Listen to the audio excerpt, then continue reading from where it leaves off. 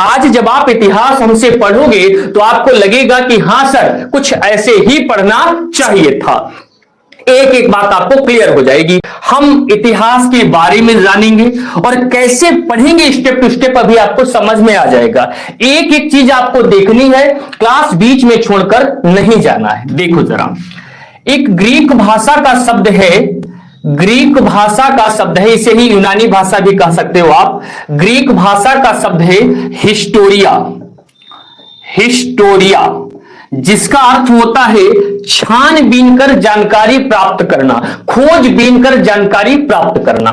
ये जो ग्रीक भाषा का शब्द है हिस्टोरिया, इसी से बना है हिस्ट्री, HISTORY, इसी से क्या बना? हिस्ट्री, जिसे हम हिंदी में इतिहास कहते हैं, जिसे हम हिंदी में इतिहास कहते हैं। तो ग्रीक भाषा के शब्द हिस्टोरिया से हिस्ट्री का जन्म होता है, जिसे हम इतिहास कहते हैं। यही यूनान का ही एक विद्वान जिसका नाम है हेरोडोटस, इसका नाम है हेरोडोटस। याद रखना, यूनान का ही एक विद्वान जिसका नाम है हेरोडोटस, इसने एक पुस्तक लिखी जिसका नाम था हिस्टोरिका। क्या नाम था? हिस्टोरिका। और इसमें इसने इतिहास के बारे में बताया। यही कारण है कि हेरोडोटस को हम लोग फादर ऑफ हिस्ट्री, हेरोडोटस को हम लोग फादर ऑफ हिस्ट्री या इतिहास का जनक कहते हैं, इतिहास का जनक या पिता कहते हैं। किसका? इतिहास का जनक या पिता कहते हैं। एक चीज और याद रखिएगा, मैं यहां पे स्टार बना के समझा देता हूं। भारतीय इतिहास का, भारतीय, या मैं यहां लिखता हूं, यहां लिख रहा हूं, ठीक है। भारतीय इतिहास का, भारतीय इतिहास का जनक किसे कहा जाता है? जनक किसे कहा जाता है? भारतीय इतिहास का जनक किसे कहा जाता है? अगर मैं प्रश्न पूछ लूं, मैंने बताया इतिहास का जनक तो हेरोडोटस महोदय को कह दिया, मैंने पूछ लिया भारतीय इतिहास का जनक किसे कहा जाता है, तो आप एक चीज याद रखिएगा, मेगस्थनीज को, मेगस्थनीज को भारतीय इतिहास का जनक कहा जाता है। और याद रखिएगा, इन्होंने एक पुस्तक लिखी थी जिसका नाम था इंडिका, इन्होंने एक पुस्तक लिखी थी जिसका नाम था इंडिका। याद भी रखिएगा, इंडिका पुस्तक के लेखक कौन है? मेगस्थनीज। इन्होंने एक पुस्तक लिखी थी इंडिका, इसमें इन्होंने सबसे पहले भारत के बारे में लिखा था, भारत के बारे में वर्णन किया था।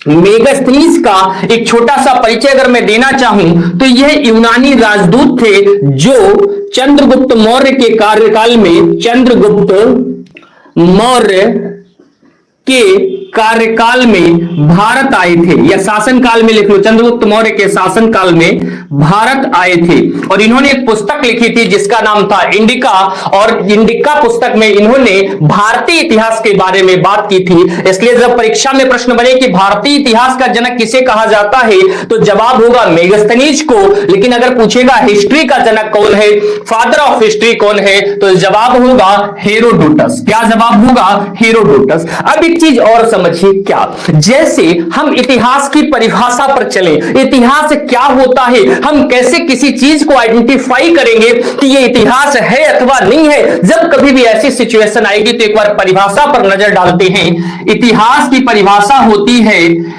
बीते हुए, या ऐसे कह लें बीते हुए समय की ऐसी कहानी या किस्सा जिसके उत्थान और पतन को प्रूफ किया जा सके, उत्थान और पतन को सिद्ध किया जा सके, उत्थान और पतन के बारे में कोई प्रमाणिक जानकारी उपलब्ध कराई जा सके, उसी को हम क्या कहते हैं?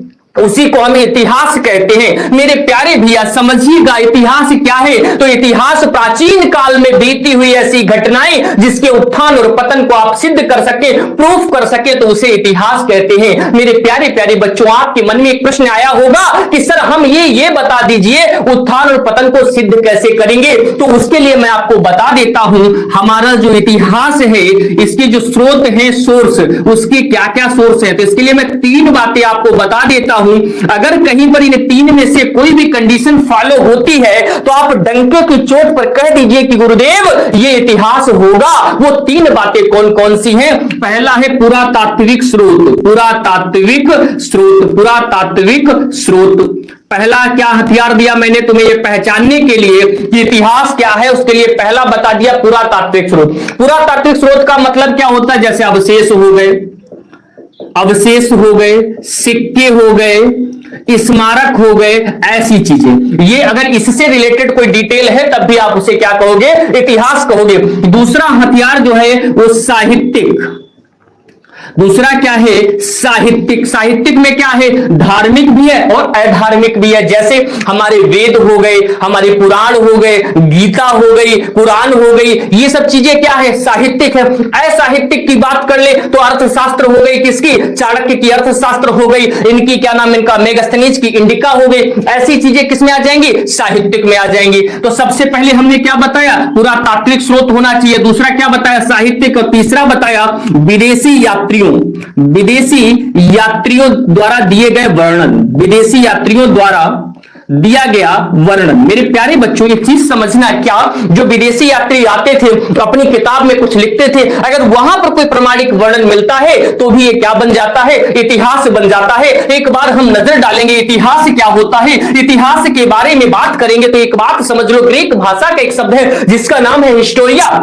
हिस्टोरिया से हिस्ट्री बनता है, हिस्ट्री को इतिहास कहते हैं। हेरोडोटस एक यहीं का, ग्रीक का या यूनान का एक विद्वान है हेरोडोटस, जिसने एक पुस्तक लिख दी हिस्टोरी का और जिसमें हिस्ट्री के बारे में बताया, इसलिए हमने उसे इतिहास का जनक कह दिया। लेकिन हमारे भारत में चंद्रगुप्त मौर्य के शासनकाल में एक बंदा आता है जिसका नाम होता है मेगास्थनीज। वो एक पुस्तक लिखता है इंडिका, उसके बारे में, भारत के लोगों के बारे में, भारत के इतिहास के बारे में उसमें बताता है, इसलिए हम उसे भारतीय इतिहास का जनक कह देते हैं। और अगर हमें इतिहास की परिभाषा की बात करें तो हमने कहा प्राचीन काल में ऐसी घटनाएं जिसके उत्थान और पतन को सिद्ध किया जा सकता, मेरा भाई, उसे हम इतिहास कहते हैं। अगर आप हमारी यहां तक की बात से सहमत है तो आप यह भी कहेंगे कि गुरुजी कैसे सिद्ध करेंगे? उसके लिए तीन बातें बता दिया। तो पुरातात्विक स्रोत होना चाहिए, नहीं तो साहित्यिक स्रोत होना चाहिए, नहीं तो विदेशी यात्रियों द्वारा प्राप्त विवरण होना चाहिए। अगर यहां तक आप हमारी बात एक बार समझ गए